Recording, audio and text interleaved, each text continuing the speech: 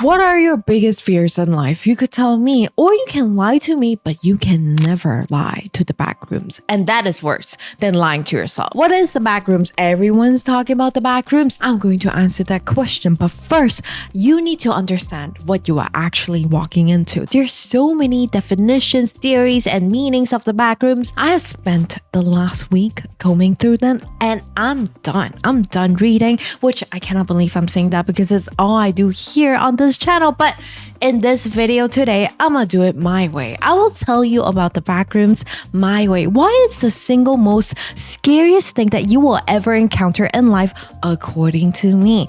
And then I will tell you the story of the movie, The Backrooms. How it's so creepy, it's so weird, it doesn't make sense, and you'll see for yourself why everyone is talking about it. Now, let's talk about why the backrooms is the most scariest thing that you will ever encounter in life, should you ever find it. The backrooms is a manifested space on another planes, a parallel universe, if you will. There's no door to actually enter this universe, it's just a wall that you can walk through. If you're lucky or rather unlucky, you find that invisible door.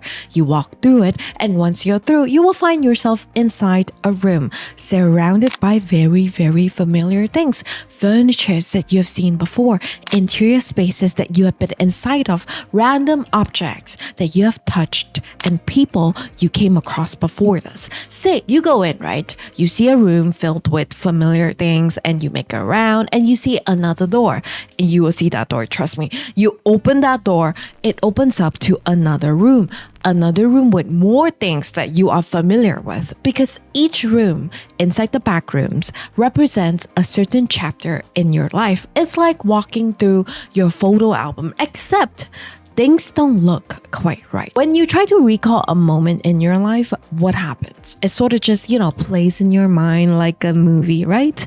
But you can't zoom in your memories and see what degree is the chair angle that when my grandma told me that I could not have cake. You can't. So that is also translated into the backrooms, because it translates whatever that is in your brain into this manifested parallel universe. If your memory is blurry, it's going to be blurry in this reality. And you know that feeling when you know how someone looks like, but you just can't draw them out. Their every wrinkle, their facial marking, where their eyebrows sit, which one's higher. You can't exactly remember them like that. But if they were to show up right in front of you, you'll be like, oh yeah, I think I know you. That is also translated into the backrooms. Think of the backrooms as millions and millions of parasites, airborne parasites that just feeds into your brain the moment that you step inside of it. It consumes all that is in here and brings it to this reality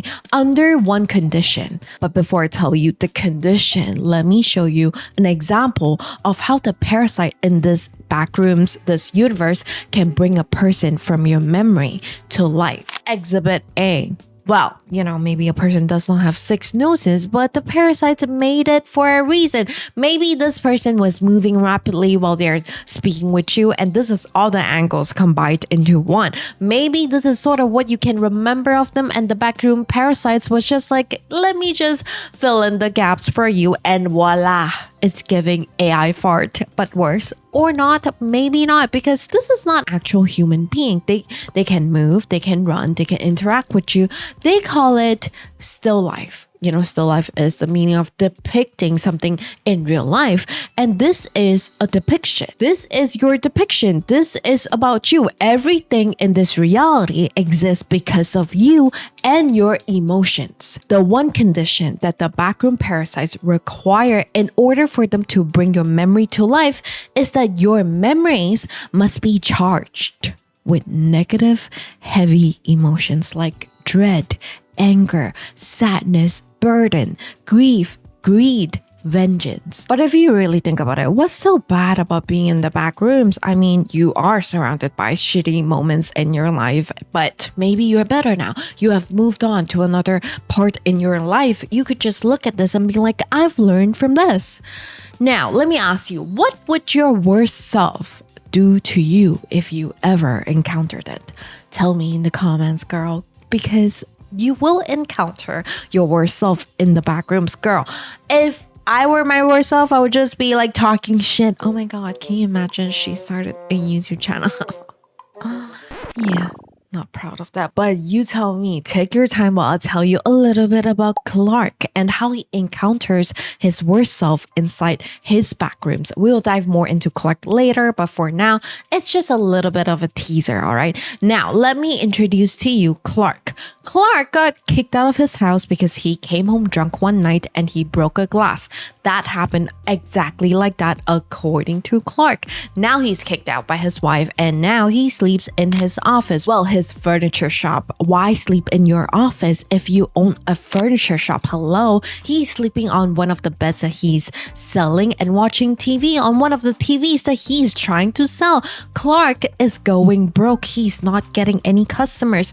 And I'm telling you, it's really bad because he doesn't lock the door, but nobody even robs his furniture. It's that bad. So he thought, you know what? I could just film a commercial. Maybe that will boost my sales and then I could buy a house with that money and I don't have to worry about money anymore. So he films the commercial. He dresses up as his furniture shop's mascot. Captain Clark is giving Davy Jones, but instead of, tentacle face, he has a parrot on his shoulder, which, Davy Jones would never. So he films the commercial, it airs, he still gets no customers. And one day, the electricity stops work. The guy is obviously having a rough time. He's not getting any business. He got kicked out of his house. He is stressed out about this whole situation. He's resentful about his wife. And now the electricity is not working and he gotta spend more money. But Clark gets it together and gets someone to fix the electricity. He thought that it's fixed, but it's not because one night, just before he goes to sleep, the lights start flickering on and off again. And this time he's pissed off, so he goes to the basement to the breaker box and he turns off everything. He turns, the whole room is dark and he sees light. It's like a string of light shining from the door slit on the other side of the wall. It doesn't even make sense. He keeps looking at it. He puts his hand to it and it goes right through the wall. This is the invisible door to the backrooms, and Clark just found it. He goes in, and the first thing that he sees are furnitures, signs, decor, all from his furniture shop, cramped, crumbled like garbage lying around, almost in every single room. Day after day, Clark is so fascinated, he can't stop thinking about this. This is his life now. He keeps going back in there. He brings his employees inside and they get killed. But Clark just keeps going back in because somehow Clark finds solace inside the back rooms. What's so bad about being in here? There's no expectation. You don't need money to be inside here. There's no economy here. You don't need to pay for fuel here. You don't need to worry about the fuel prices here. You just exist until one day when Clark hears stomping. When this stomping comes, everything else runs. Everything in Clark's backroom is afraid of this one thing because it hunts. It looks like a pirate, not a human-sized pirate. It's enormous. It's too tall. It doesn't fit through the door. It needs to scooch down and bend over to enter each room. And when Clark finally sees it, Clark tells it, "We don't have to change. It's just the way that we are wired. It's okay. It's okay." Clark speaks to it like he's speaking to his child. I mean, at the end of the day, you could argue that this is his child. This is his creation. Everything in this room is his creation.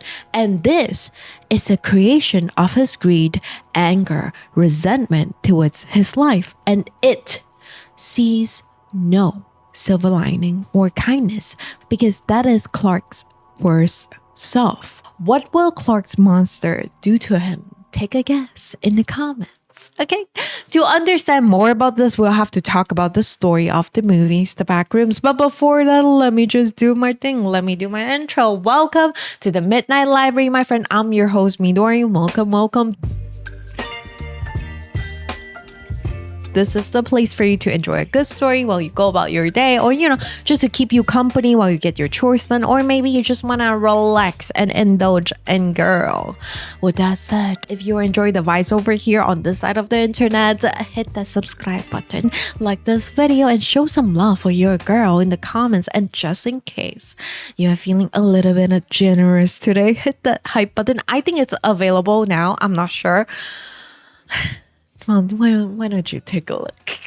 Your girl has unlocked the hype feature. I think I am so hyped. So hype this. So this video hopefully finds more people like you. All right, enough of my antics, and let's get right into the story of The Backrooms right now. The movie opens with someone with a body cam. We don't see their face, but we see their clothes. They're wearing this like oversized yellow coats, like raincoats, the Stranger Things one. They got gloves on. They're frantic. They look like they're running away from something. He's running from one room to another. All the rooms are empty. Nobody seems to be around, but he's panicked. He looks down. He grabs his bag and he chooses a random direction to run towards. And then he stops. He looks left. He looks right. Both corners are dark, but right at his feet are strings of thick wires. They look like film sets, audio camera wires, and this guy just starts running along the wires like a human would when they find water streams in the jungle. He squeezes through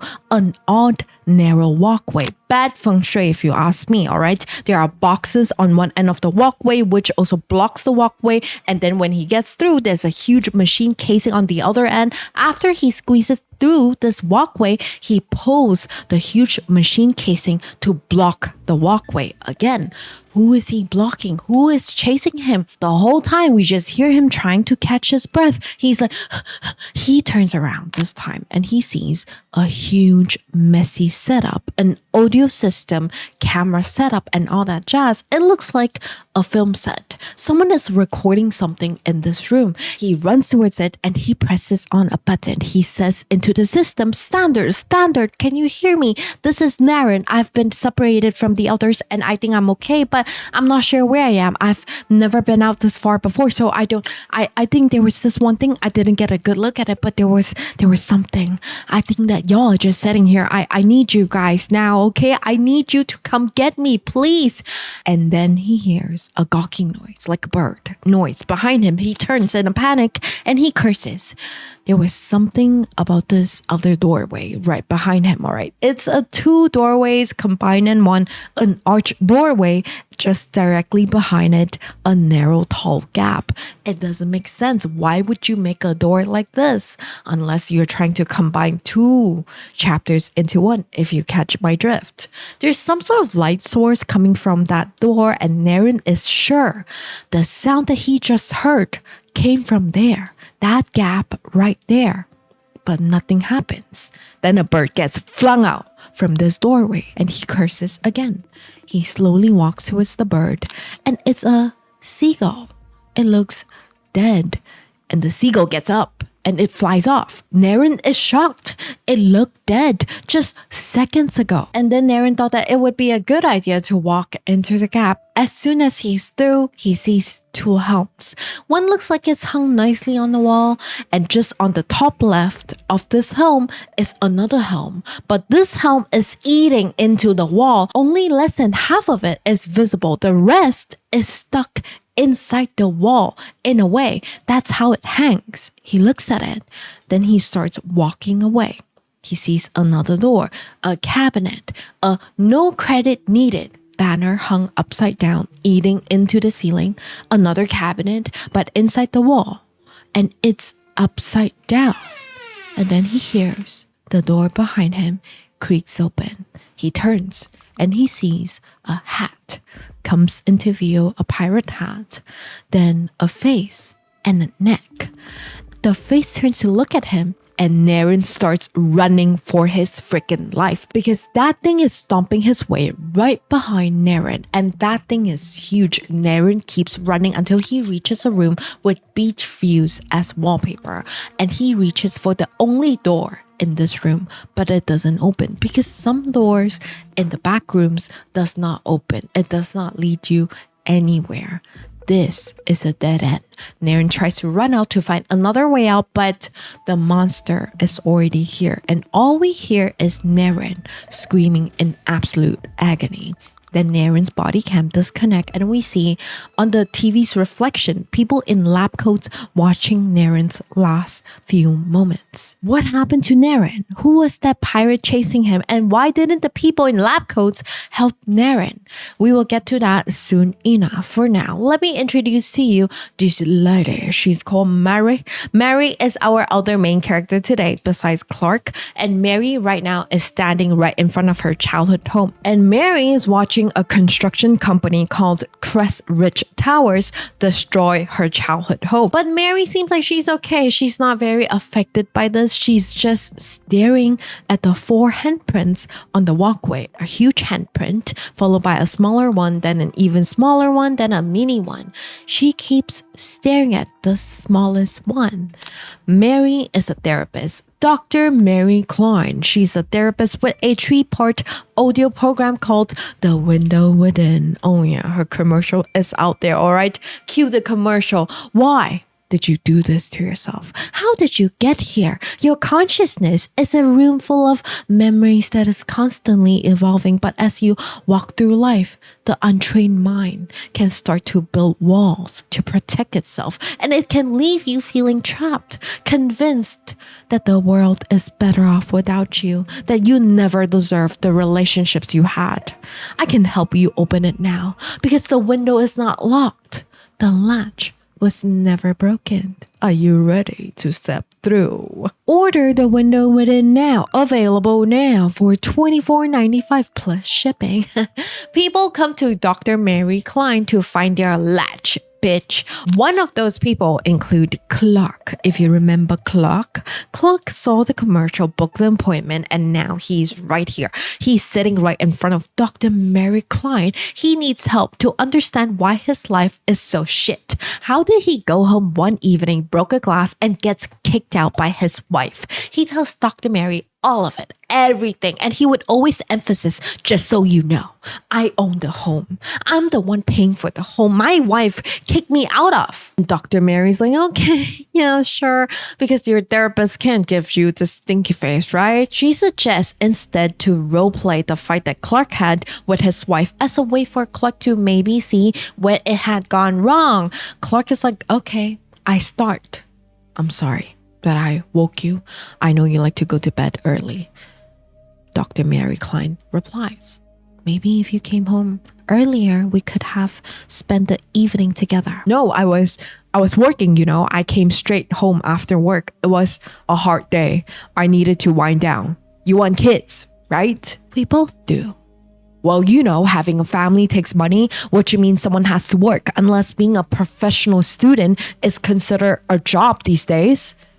That's not fair. You know, I had to take time off. Well, it's not my fault that you can't keep up. How are you going to be a lawyer if you can't handle law school? Who even pays for everything while you walk around campus like a 30-year-old freshman? I will give you a hint. It's me.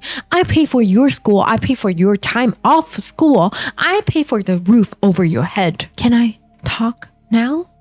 And Clark is like, no, he's not done, because what do you mean becoming a lawyer and potentially having a high-paying job is a good thing? He doesn't want his wife to pop out a kid and leave him with the bills. He also does not want his wife to get a job and become a house husband. No. And Clark completely loses it the moment that Dr. Mary brings up how Clark didn't get the chance to be an architect. He screams, I am a fucking architect. He is an architect who is just stuck selling furniture, and it's all his wife's fault because he's the only one providing and no one's helping him.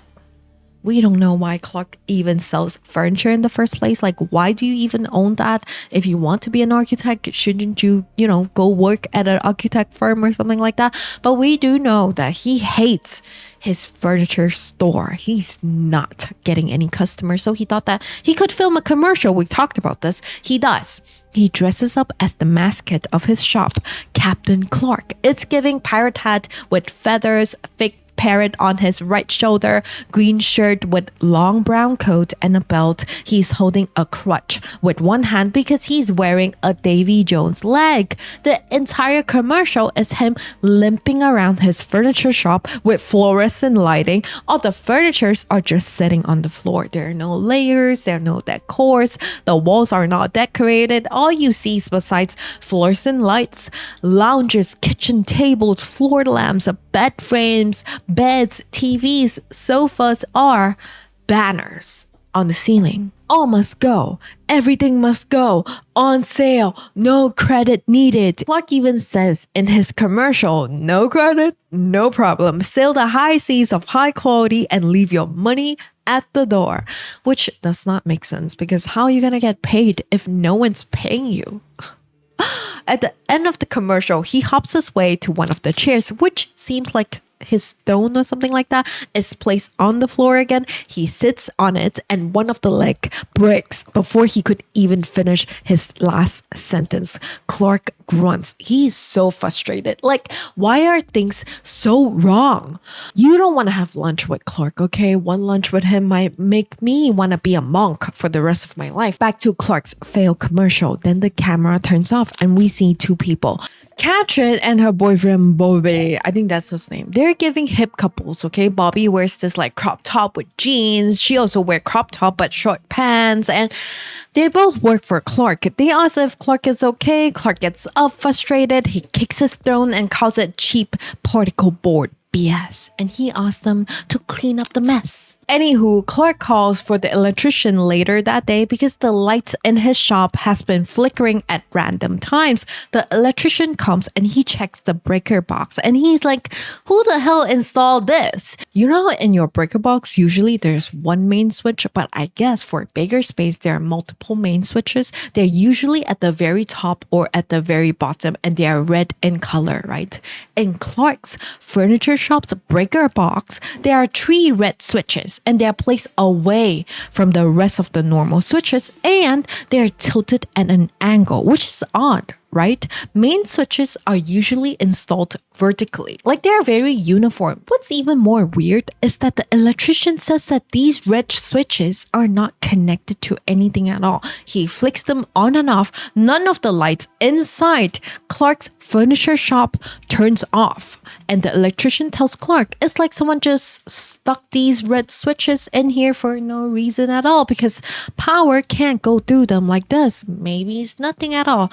All that matters now is that the power is a-okay for now or not. That evening, Clark is watching TV in his pajamas and he's sleeping on one of the beds. This guy really got the whole setup. Okay, he got a photo of him and his wife on his nightstand, but right next to it, a price tag. In the photo, Clark and his wife look quite happy. They're smiling, face very close to each other. Clark's wife is beautiful. She got very soft, elegant features and a head full of red hair. Clark looks at the photo, then he turns to the TV. But suddenly the TV turns off and parts of the store goes dark. So he decides, you know what? I'm not gonna get mad. I'm gonna go for a drive because I'm a better person now. I have started going to the therapist. So he goes for a drive. He drives to his wife's house while listening to Dr. Mary Klein's 3-part audio program called The Window Within. Why did you do this to yourself? Are you ready to step through? Maybe Clark is ready to step through because the next morning Clark is sketching some building mock-ups like an architect would, right? On a sketchbook. So Dr. Mary could really be helping him. But Dr. Mary also needs to help herself. To be honest, Dr. Mary doesn't have it all together as much as it looks from the outside. She's always thinking about her mother. Her mother kept her locked inside their home, which Dr. Mary watched destroy earlier almost her entire childhood. Dr. Mary was just stuck at home with all the windows closed, all the doors closed and covered with newspaper. She couldn't even peek outside because the moment that she does, her mother would rush over and tell her, they're out there, they're always watching, you are safe in here, stay here, it's safe here. Dr. Mary spent her entire childhood just like that until her mother got admitted. Dr. Mary decided to be a therapist because of this. She wanted to help her mother. She wanted to help people like her mother. But the whole experience of her, locked inside her house, not being allowed to go out, make friends, all of of that still very much traumatize her, which is completely understandable. I think that Dr. Mary's way of healing herself is by helping other people, but not everyone wants to be helped, right? And Dr. Mary takes it to heart when that happens. It really, really affects her. She really wants to help Clark because of that. And that will be the reason why she is our other main character today. For now, let's go back to Clark. It's evening time. Clark is back in his bed again. He's watching one of his rivals' furniture store's commercial and he's like, oh, disgusting. But suddenly the TV flickers to what looks like a CCTV footage of a room, of an empty room, and he sees a human silhouette. Clark tries to get a better look, but the TV turns off. Clark is so curious. What was that? What was that he saw? What room was that? Was that broadcast? He hits the TV a few times because it turns off completely, right? He gets angry. Very, very angry this time. The goddamn breaker box doing its stupid thing again. He runs to the basement. He flickers all the light switches off. Everything. But none of the lights turn off until he flicks off all the red switches. When he does, the entire store is dark, and that is when he sees a string of lighting on the wall. It looks like it's shining from the other side of the wall. Clark slowly approaches the wall. He sticks his hand out to the wall and it goes through. He's shocked, but more so curious, so he decides to see for himself what is behind this invisible door. He leans in as you would leaning on a wall, and he falls right into the back rooms. He gets up and all he sees are his furnitures. They are piled up, dumped right in front of him. Sofa stacked upside down, TV on top of a sofa, cabinet stacked on a table, stool on a sofa. It's just messy. It looks wrong. No one would arrange their furniture like this, not even in storage. He approaches the invisible wall again. He sticks his hand out. His hand goes through again. He takes a step through the invisible door again, and this time he's right back at his furniture store's basement. So this is real. Clark is in disbelief. He walks through the door again, and this time he starts exploring the back rooms. He doesn't know what it's called yet, but we do, so we are going to call it the back rooms. Clark doesn't know what the space is for, how it's made, how a wall could be invisible, but he keeps going. Clark keeps walking and he sees many, many empty rooms, corridors, walkways, dark corners, a random stop sign in the middle of the room, but the word stop is mirrored. Then more chairs at random corners. Then he hears someone talking in multiple languages. He follows the voice and he sees a human cardboard with a speaker system behind it. There's a long string connecting the cardboard to another room. He walks to the room and he sees a camera in the top center of the room. So this is the CCTV footage that he saw from the TV earlier. And that cardboard was a human silhouette that he saw. Clark pulls at the wire, and that is when he sees that this speaker system is connected to a wall, which does not make sense. It leads to nowhere. He turns around and instead he starts surveying around the room, the CCTV room. Something is sticking out of one of the walls. Then he looks closely again. Part of the walls looks like it could be open. So he digs his finger into the gaps and he pulls the board open. And Clark sees a tunnel to another room. But inside the tunnel is also a bag. Inside the bag are tons and tons of floppy disks and a name card. Naren, Field Operating Engineer, Clear Q3. Naren works for Async, the Research Institute. So this is the Naren from the beginning. This bag belongs to Naren. This is the same bag that Naren grabbed in his body cap. He had this bag with him when the creature chased him and, got him. Somehow the bag ended up here inside a tunnel covered by a board. But Clark doesn't know that. He climbs through the tunnel and he sees a huge empty room. And in the middle is his throne, the broken chair that he sat on for the commercial, and his throne is eating into the ground. In front of his throne are two pairs of shoes, slippers and shoes. Looks like Katrin and Bobby's shoes. It looks like this room captured the scene when they were filming the commercial, but things are not quite right because right next to him is a hole on the ground. It's filled with chairs. Then on the far right of the room is another tunnel. But there's a slope. You need to sort of climb to get to this other tunnel. It's small. It's even smaller than the one that he climbed into. He's looking at it and wondering if he should keep going. And that is when he hears noises coming from the CCTV room. Clark asks, "Is anyone there?" As he walks closer and closer to the tunnel that he just climbed through to hopefully get a glimpse of what is happening on the other side, he hears someone turns off the cardboard human. And the cardboard human gets crumbled and thrown across the room. Clark immediately panics and he runs to the other narrow tunnel. He's scrambling like a lizard. But Clark gets up there. When he gets up there, he sees a door with 3 doorknobs. He's shaking. He turns on each of the knobs until the top one finally unlocks the door. He climbs out of it. And now he's right back at the mirror stopped sign room. Very close to where he was. Okay, very close to the invisible door. So he gets up. He starts running to the wall. Goes straight. Take a left. Then right. Then he finds the door. But just before he leaves to go back to his, actual furniture shop basement, he grabs a chair from the furniture pile and he brings it with him. Clark probably is like using it as a form of validation, evidence, like that really just happened. Plus, why buy furniture from manufacturers if you got it right there? More than that, I think Clark just wants evidence, okay? Like that just happened. He just went through a wall into another space filled with weird rooms, doors that led nowhere, corridors that are too narrow, and tunnels as walkways. What was that? But the scene cuts and we see a scientist looking at the CCTV footage of Clark entering an empty room. And he seems shocked to see Clark there. Who is this scientist and what is async? How does a research center have something to do with the back rooms? The next morning, Clark practically runs to find Dr. Mary. He seems so very excited to tell her everything about the back rooms. He tells her every little thing, the doors, the corridors, the rooms.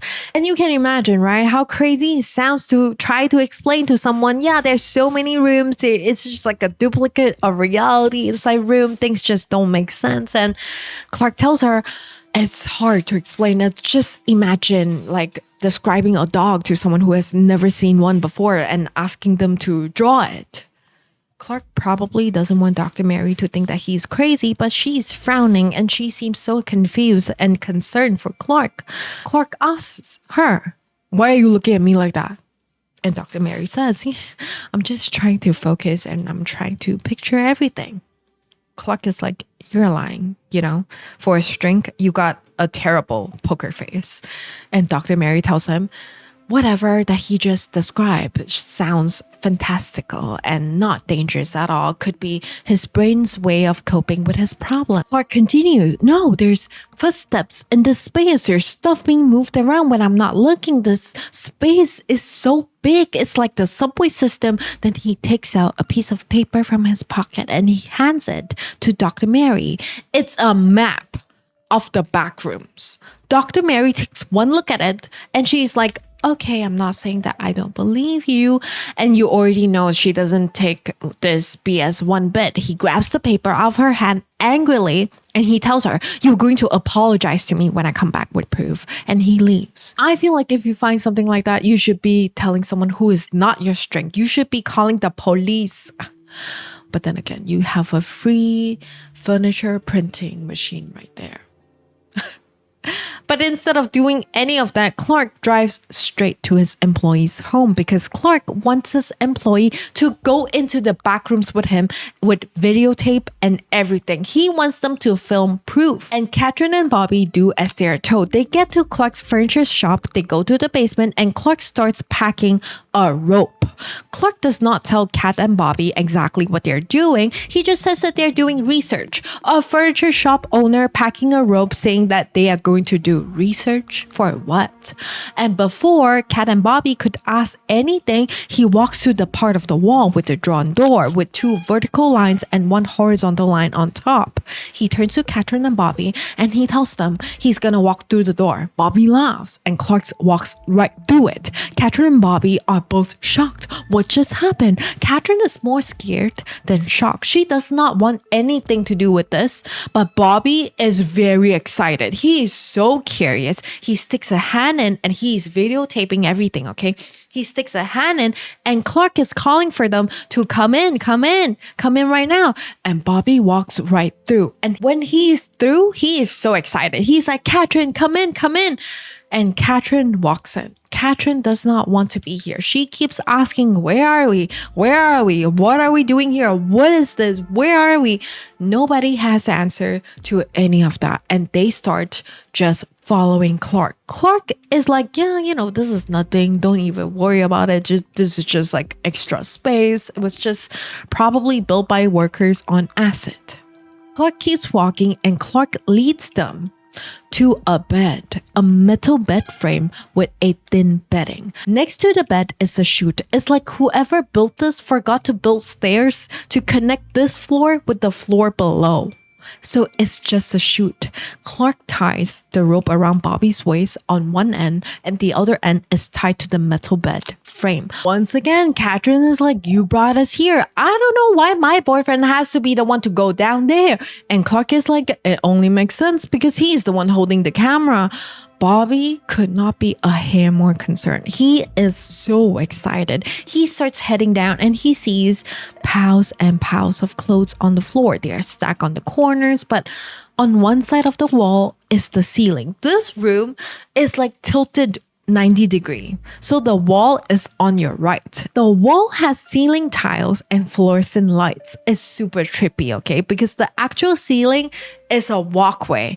I don't even know how to really describe it to you. If I find a photo, I'm going to attach it. Bobby keeps walking and he sees a face, a cardboard face. So this is the same human cardboard face that Clark saw earlier. It was making noises. Then it was thrown and now is sitting in a pile of clothes in a different room. Then Bobby sees the light flickering on and off in the next room.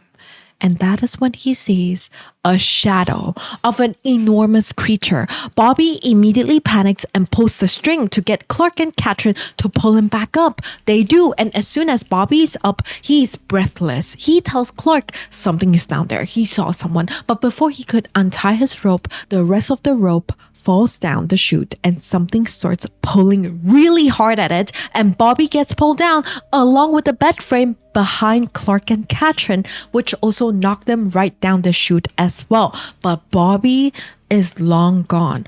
All we see is Clark and Catherine and a trail of Bobby's blood on the floor, and it leads to a door. Again, it's super trippy because the door is horizontal. It's on a wall. It's more like a dog's or a pet's door more than anything, but human size. Catherine keeps screaming. Catherine runs around and she keeps screaming even harder. Clark does not try to look for her. Clark is scared for himself. He finds a hole in the room with all the clothes and he starts climbing through it. So Clark and Catherine, the only 2 alive, are separated. Clark keeps going and he arrives in one room with tons and tons of dining chairs stacked up on one side and then 2 sofas on the other side. One of the sofa is sinking into the floor.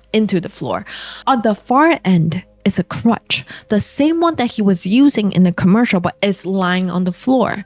Then a kid's room, then a cabinet that is too long on the walkway. He keeps running. Clark has no clue where he's going. He has never been here before. Clark is just determined to get away from the footsteps and the noises. He opens the door and he sees a lit Christmas tree. All the lights are red in color and he sees a person sitting on a chair with a lamp attached to it. Then the person starts making a noise like noise, and he pulls the lamp switch. It turns on, and a lady in red with her hand in her hair starts charging at Clark. And Clark is like, stay back, stay back, stay back, get away from me. And he keeps running, and he finds another door. And he finds himself in what it looks like a sauna. He keeps going, and now he sees a pool. There is a water source in here somehow, but look at this. It's so scary. Like, would you ever want to swim here? Underground pools should be jailed, but you know, the back rooms is so scary because things just don't make sense there. And there's so many things right in front of you that you are familiar with in a sense, but there's so many of them. It gets so overwhelming and scary. I felt that way when I was watching this film, okay? So good job, Kane. At one point, Clark finds himself in a lit room, and he puts the camera down on the table when he hears Katrin. Katrin is screaming for help on the other side of the wall. Not sure how she knows that he is here because it's literally a tiled wall, and Katrin keeps screaming to Clark like, I don't know how you can't see me, but I can see you through this wall. Clark is super confused, and then the camera behind Clark gets picked up, and Katrin screams for Clark to look behind him, and he turns, and the recording cuts to black. What happened to Clark? Remember, he finds solace here. How does one even find solace in the back rooms? Running? We will get to that, but for now, let's go back to Dr. Mary first. Dr. Mary wakes up at home, and the first thing that she looks at is a piece of cement. It's her handprint from the ground in her childhood home. Then she goes to check on her phone machine, and Clark left her a message saying that he opened his window and he will not be coming back. Dr. Mary is worried, and the right thing to do would be, again, to go to the police to report this message, what Clark has said to her, everything to authority. But Dr. Mary doesn't do that. What do you think Dr. Mary is going to do with this? It's quite obvious, seriously, but keep that in your mind, okay? Then the screen cuts to someone making popcorn. And on the kitchen table is a piece of paper, like a newspaper, cutout newspaper, framed. Async Research Institute awarded $1.2 million federal grant to develop next generation MRI hardware. When we see his face, we find out that it's the exact same scientist who was watching Clark in the back room. We don't know his name yet, so I'm just gonna call him the scientist. He's off duty today. He's at home eating popcorn with his family. They're watching TV. And during one of the commercial breaks, he sees Clark's ads for his store, and he's shocked. How is Clark here? But he was in the back rooms when I saw him last. Back to Dr. Mary. Dr. Mary drives to Clark's furniture shop after she hears the message from him, and she sees tons and tons of letters, unattended letters at the door. I'm assuming that Clark has been living in the back rooms for a while now, considering the amount of letters in his shop. She pushes the door, and it opens. It's unlocked. She walks in, the lights are on, the music is still playing, but nobody is responding to her. She keeps calling, Clark, Clark, are you here? Where are you? Until she gets to the basement and she sees a hand-drawn road map on a huge whiteboard. She recognizes it. It's very similar to the one that Clark showed her. Then she turns to look at the invisible door. Clark has drawn out the door with blue markers, remember? So Dr. Mary decides to walk through the invisible door to the back rooms. When she walks in, all she sees is an empty room. It's not piled with furniture. It's just empty. It just looks like it's the same layout as Clark's, but empty. She keeps walking and she sees one of the rooms. There's a CCTV. And on the left side of the room is cabinets, chairs, tables, all cramped onto one side. Then more empty spaces and rooms until she gets to a walkway. There's tons and tons of chairs. Maybe Clark is here? She follows the chair, she walks through the corridor, and she sees a drawing of an enormous pirate eating a yellow person. Who is this enormous pirate, and why is it eating this yellow person? Dr. Mary turns and she sees Clark trying to hide himself with the wall, but he tells her, "We have found it." And she asks, Why is he hiding? And Clark is like, you are being too loud. And he comes out. His demeanor is completely different. He's not aggressive. He's calm. He's accepting. He is all that until he hears wooden, heavy footsteps approaching them. He slowly backs away from the corridor until he's behind Dr. Mary. Then he wraps his arm around her neck and chokes her out. When she wakes up, she's sitting at a dining table with table set for 4, and Dr. Mary is tied up to her chair. Clark is across from her, the electrician on her left, and an empty seat on the right. If you ask me, the empty seat is probably for the woman, standing alone in the corner at the back. She got red hair. She is Clark's wife, not the real one. We have one more person at the dinner, and he's sitting behind Dr. Mary. He's the guy with the lamp. Dr. Mary is so scared because Clark starts telling her how happy he's here. He's so messy here, but it's beautiful in a way. Dr. Mary turns to look at the guests, the dinner guests. The electrician, he has 6 eyes. Then the lady at the corner, and she got 6 noses. Dr. Mary asks, who are these people? And Clark tells her that this place builds them through our memories, but it fills in the gaps for us. So it's like the harder it tries to copy our memories, the more it tries to fill in the gaps for us, and everything just looks off. Clark continues, in some ways, they are an improvement on the originals. For example, they can't feel anything. And Clark grabs the only knife on the dining table. He gets up, he starts approaching the electrician, and he stabs his knife into the electrician's neck. Clark continues, can you just imagine how good that must feel? No thoughts, no pain, no ego, no fear. They just exist like furnitures.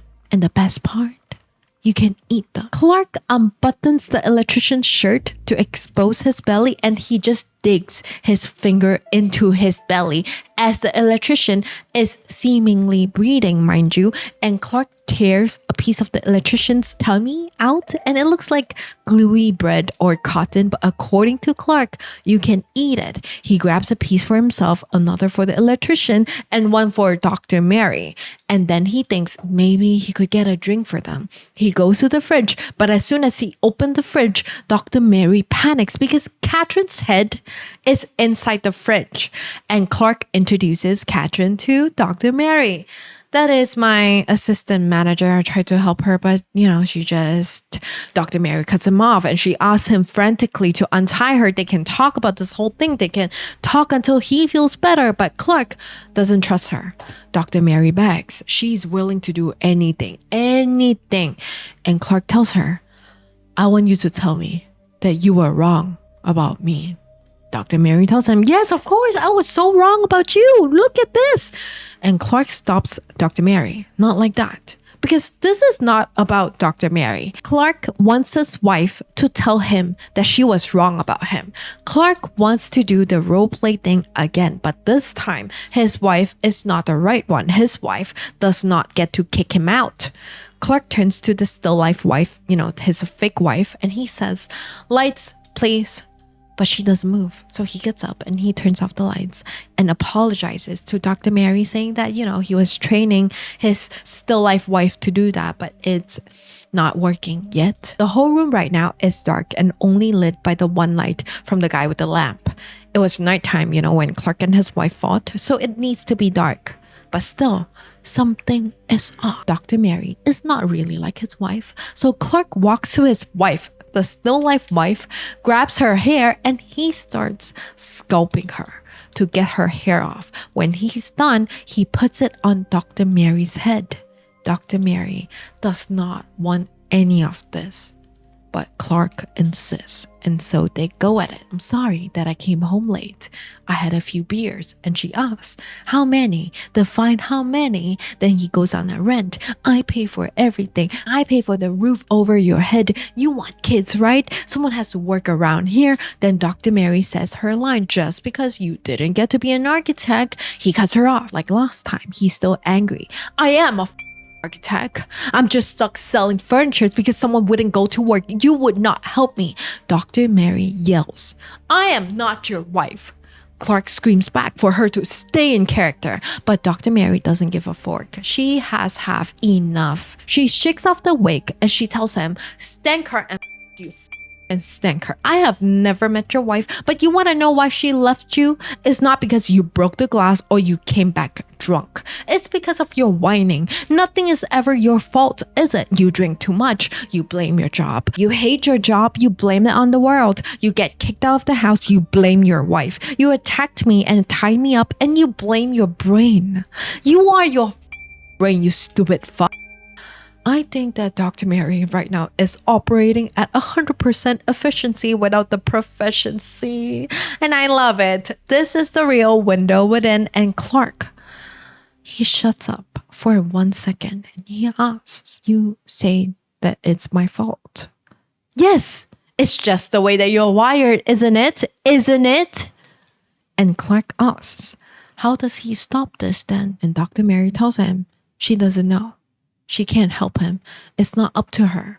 Who she wants to help, unfortunately. Clark starts crying. He tells Dr. Mary that he doesn't want to change. He likes it in here. For the first time in a long time, he feels like he's right where he's supposed to be, in the back rooms. And Dr. Mary tells him, it's okay. Then just stay here.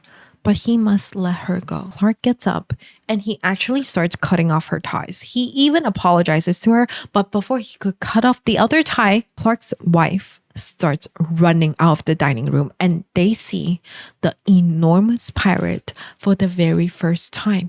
It's Captain Clark. He's wearing the exact same outfit Clark was wearing when he filmed the commercial, except he's so tall. He needs to bend down to enter each room. Each step he takes, you will hear his stomp from rooms and corridors away. Captain Clark also has a stream of dry blood running from his collar all the way down to his belt.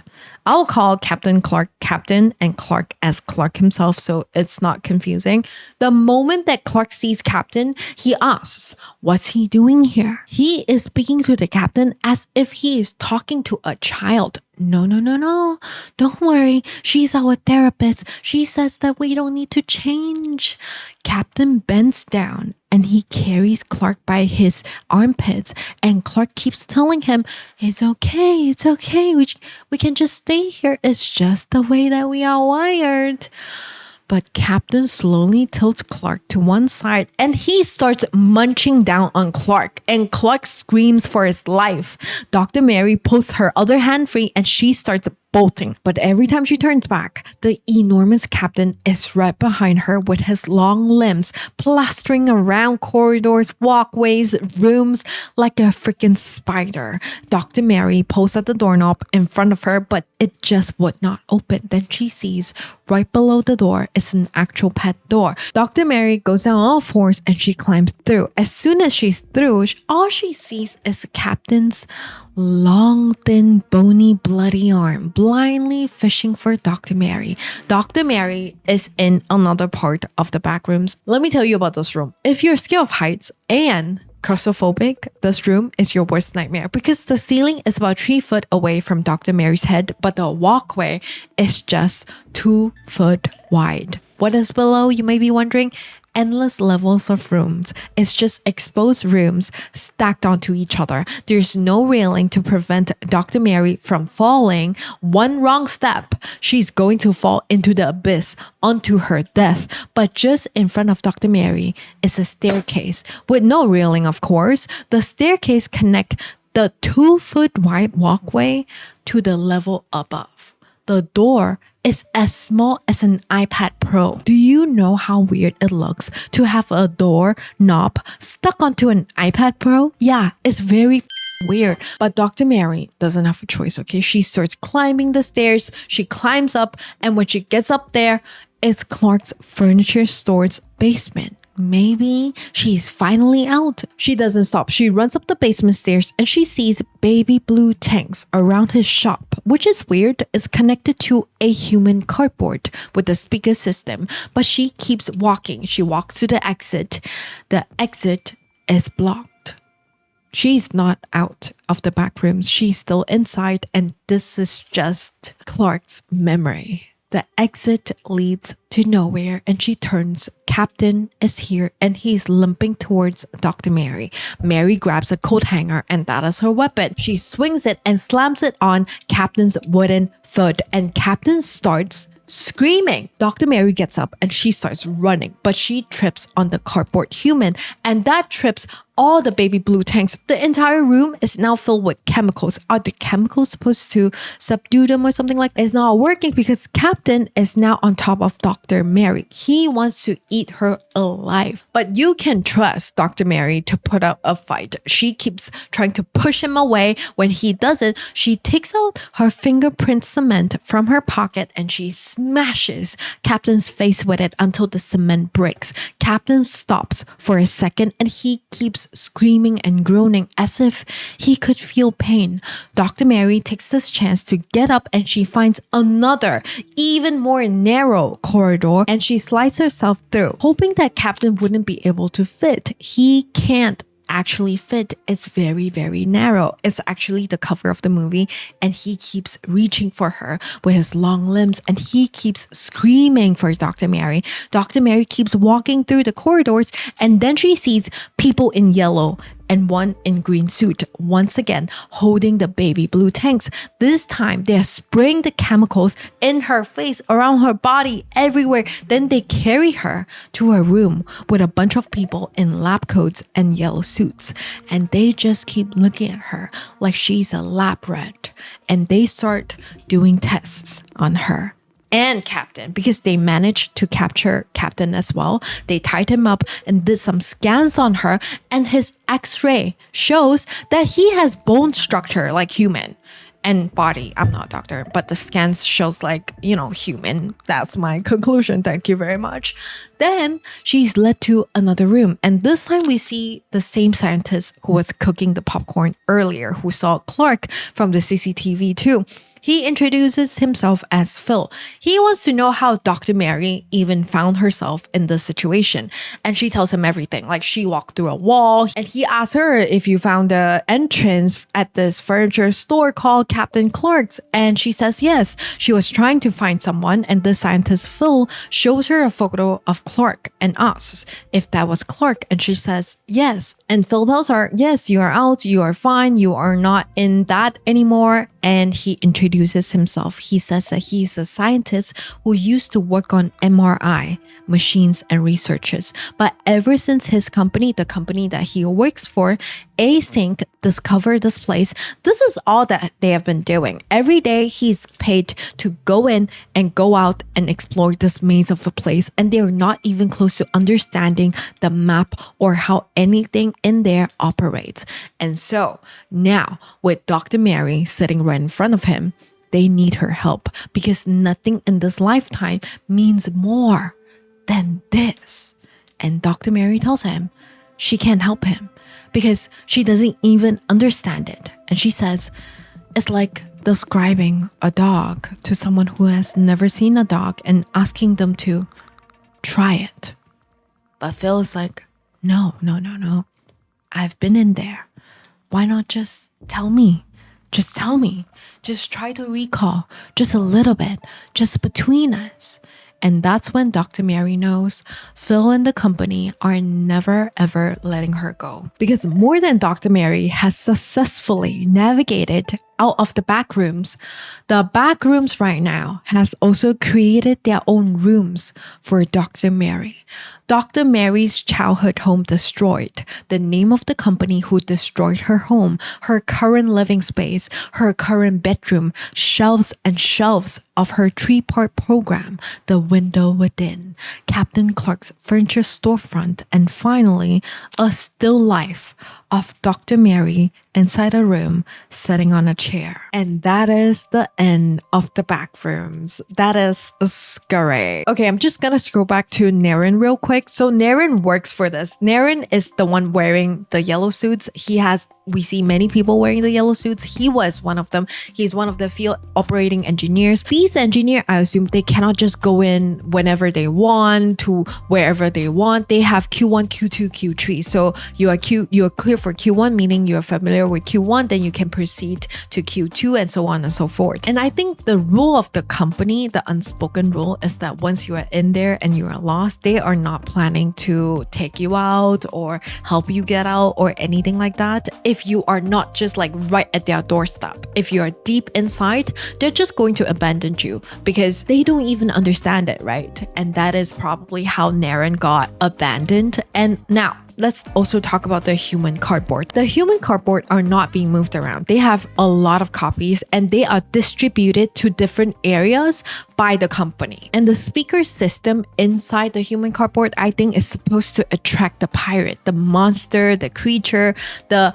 predator inside this environment. Well, if you ask me, that is better than, sending a yellow suit human to the monster. But I'm just gonna leave you right here. I don't wanna take any more of your time, and I'll see you in the next video.